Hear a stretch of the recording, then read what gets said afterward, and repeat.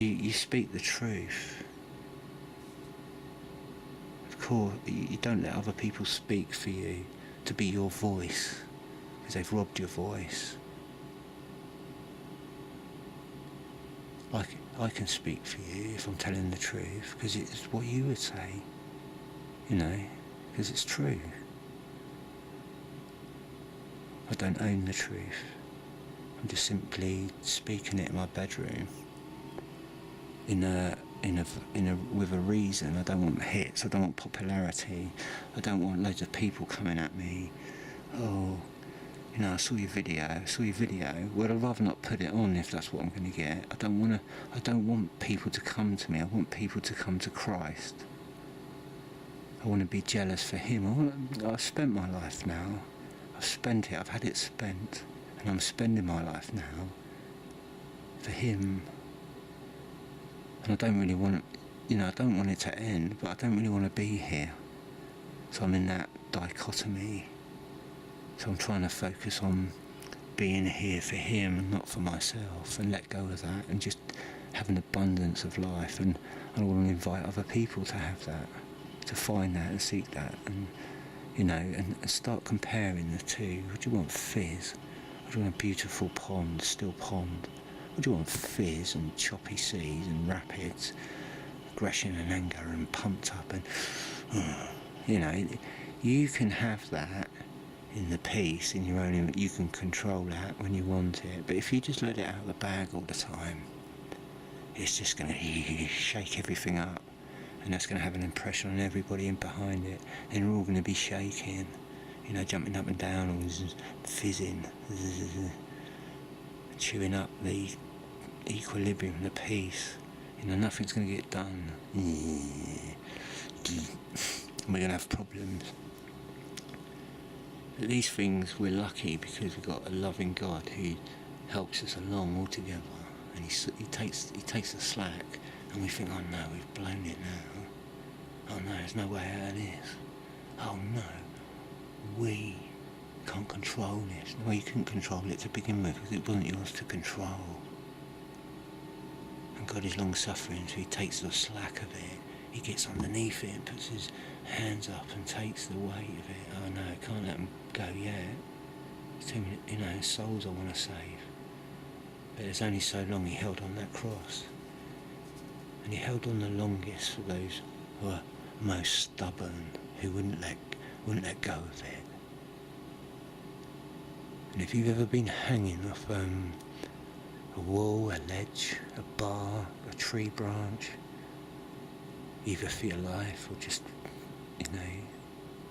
for any other reason, but you've done it, after a while you can't hold on.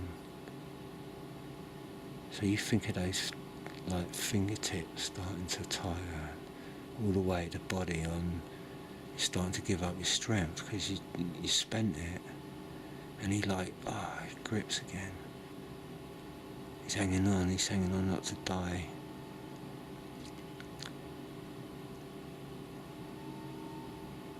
And he's been all through that suffering already,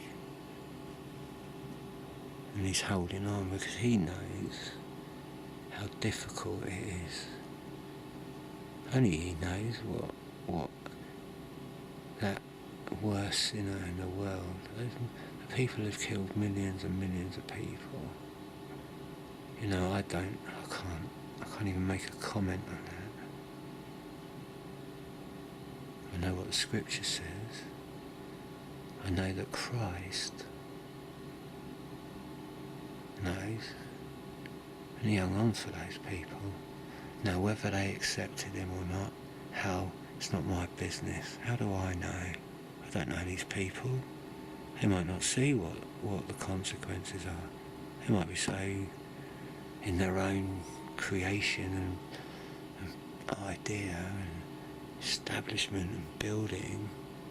They're trying to do their best, and they might go off track. They might bring it back a check. I don't know. What I see is not nice. It's not good. But what I see is there's good in everybody. And only Christ knew what it was like for those people. and where they come from. I'm not saying it's right. I'm not saying evil is ever right. Two wrongs don't make a right. The smallest lie can, you could lose your life over it. Even compromise, you don't know what's round the corner, what's coming up the road. Nobody does. And that's the thing, Christ held on for those people. He held on for everybody, and there's hope for everybody. At some point in your life, while you're alive, there's hope. And you can be saved and made new, all right. And you won't have to lose that hope ever again. Then you'll be rich. Then think what you could go and do.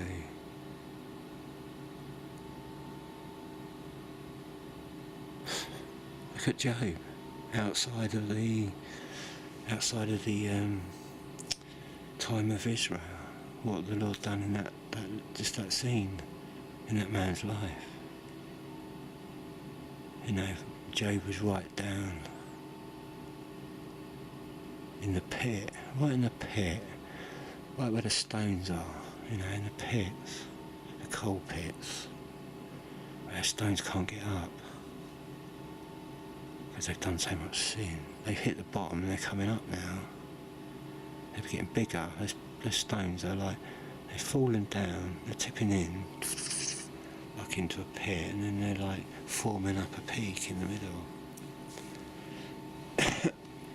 That's what, think of all the stones in hell. They're in hell now. They're probably feeling that hell. If any one of those dies, that's where they remain with all that weight. I can't even comprehend it. I don't know if it's too late for them. I don't know. It's not for me to know. It's for me to say that the Lord died for those people. He hung on for those people. I've not read it anywhere it says he didn't, accept those. If they do something after that point, no. No, he said to his people, this is what he said to his people. He said that they're the most wicked people. Because he gave them the most good. When they went wrong, they done the most wickedness. That's what he meant. They wouldn't listen, but he knew they wouldn't listen. That's what he knew what he was doing. He understood.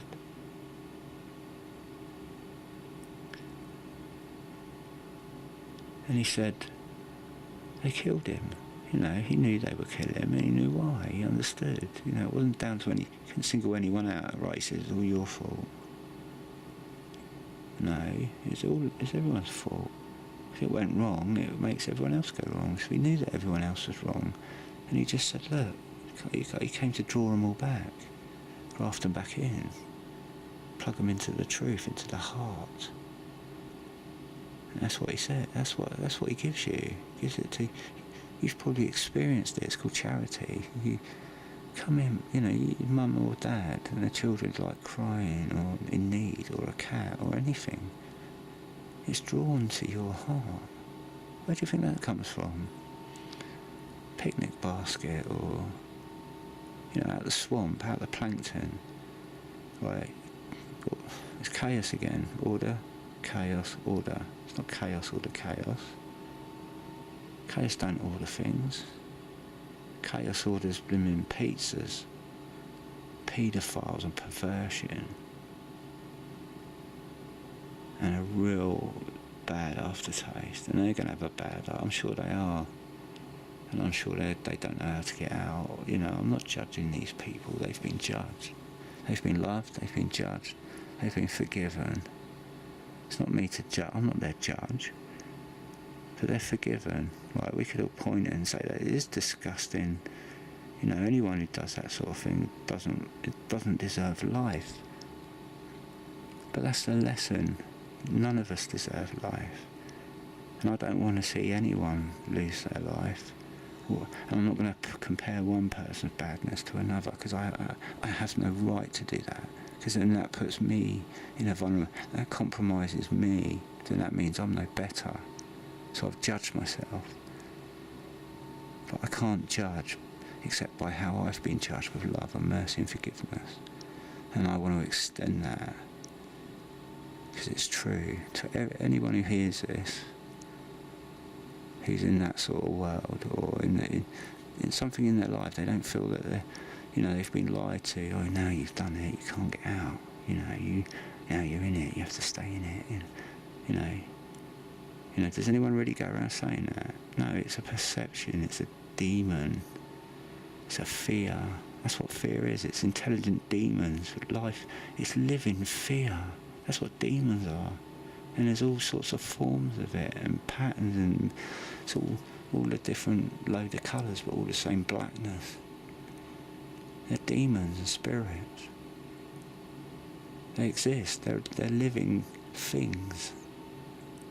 Because there was a fall in heaven, so those things that lived in heaven fell, and they live. They're a consequence of that. They exist, but we don't know what.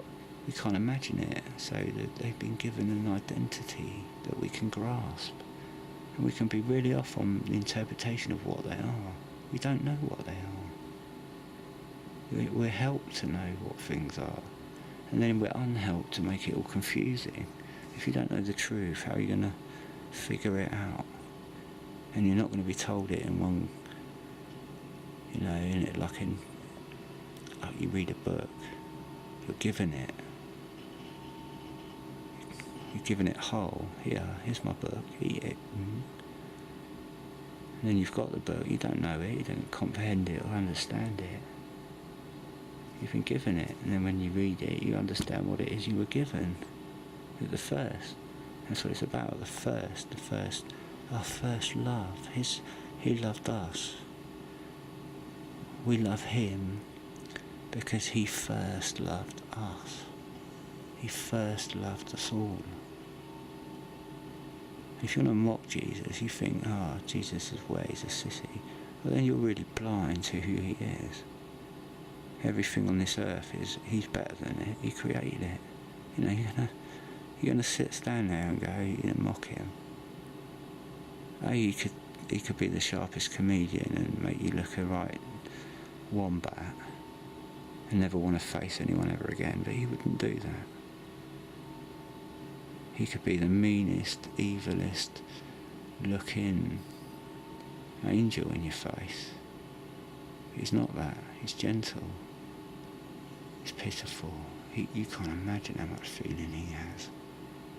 You can't even imagine how much pain he's felt. None of us will. None of us will ever know what pain, when we're children, what pain our mothers went through, what pain our fathers went through, what pains the world have gone through, that we could have a bit of life. We each get a portion of suffering, and we each get a portion of life. He wants to give us a full portion of life for nothing. And I just invite you to go and grab that. Go and grab it. It's free. Free gift. Here you go. Here's a free gift. Eternal life. No thanks. Are you kidding me? Can I have that one, Father? If you don't want it, I'll have 2 eternal lives. But that's ridiculous, because you can't have 2 eternal lives. You only need 1. You have a few, a quick up and down on, a good old end up on the sweet seesaw. Oh, look at me, king of the castle. You're the dirty rascals. Right, bang. You didn't want life, did you? Now go to hell. That's it. No escape. Who would want that? Who would put some... God wouldn't put somebody there. God doesn't put people in hell. The consequent... God is balance, nature, justice. He's just. He's not nature. His nature is just. Nature in earth is the effect of our injustice. So nature's out of balance. If God's just and we're just, nature would be just. And we would flourish. There wouldn't be any decrease, it'd be all increase. Because he's just and he's giving. He's kind, he's merciful, he's loving. And he desires you to have that more than you desire it. And he won't give up. He's consistently full for you to have that consistently until you don't want it anymore. This is how mad it is to turn away from Christ. But we already started in that position. What we need to do is turn to find him, to seek him. That's what his word's telling us. He could have, I don't know, he could have probably put it on a postage stamp. He could have thought up of a word or a sentence that could have made everybody turn around to him. He could have, but he didn't. He put it in a perfect volume for the scale of our needs. It's a free book. Like I say with King James, people were burnt for it against the enemy, that we couldn't have it. King James laid his life down to serve the Lord, to get us that book, to get that book through the letterbox, onto the street, onto the doorstep, our foundation, our doorstep, his doorstep, and his word on it. And you can have that word and stand on it, live on it, breathe on it, grow on it. You'll never let it go. So I thank God for, what we've got left. We've still got our royal family with that heritage. We've still got our government and our systems with that heritage. We're losing that heritage. We used to have bonfire night,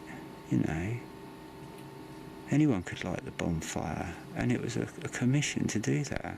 Light your bonfires to remember the dangers of losing our civil liberty. Consider that civil liberty. We've all got that as a nation. We've got that as people. We've got liberty. We can break the law. We can keep the law. Why do you want to break the law? Are you insane? No, you're wrong. You're just mixed up. You don't have to be like that. The law's not your enemy. No one's above the law. The law's not above the law. Officers aren't above the law. And if they are, and if no one cares, then there is no law, is there? It doesn't matter. But there is a law. But what do we do without law? We go back to the old ways. And I thank God for, our Queen. I can't. She's doing a job. I can't know everything. I just thank God for these things and all people, and I wish all people well, and I wish our nation to do right. There's lies, and I must go over Islam. I don't hate Muslims. I know what the Quran teaches. I know that there's Muslims who don't believe in Muslim. They just want to be Muslims so they can get in a fight and rebel. And then there's people sponsoring that rebellion. There's people going to pick the pieces up. And the dumb public don't see it. No one's standing up against it. Let me tell you about Islam, right? It'd cut your throat. If it got into this country, it would be burning us at the blooming... down the street, right? It wouldn't be orderly in all prayers. That's all crap. That's just getting you there. They're just getting you to the stump. They're getting the ball to the post, and they're going to cut its throat. That's what that is. That's what Islam is. It's a lie. It's a made-up lie to control people on their hearts and their desires, and they worship Allah. Where is Allah? I don't know Allah. He's a liar. Surrender or kill you. He kills Christians and Jews. I know where that comes from. That comes from Roman Catholicism. So they, it's one of their things, or the people behind, to put it next to Roman Catholicism and use it as an antithesis to kill real Christians and Jews. It's the enemy of it's fear. It's the fear. Oh, we better create our own religion, or more sinister. Let's create something that counteract it. Let's pinch a bit of Judaism and a bit of Christianity and call it Islam. We give it to those people. Then they're a bit primitive and they're like a different culture. Like we'll revolutionise them. We just need a cell to put in there to get it going and get a following. Yeah, that's Muhammad. Who is this Muhammad? Let me tell you, he's a pedo. He frothed at the mouth and saw demons and stuff. He's a deluded idiot, and he murdered people. Well, if that's your religion, get out of my country.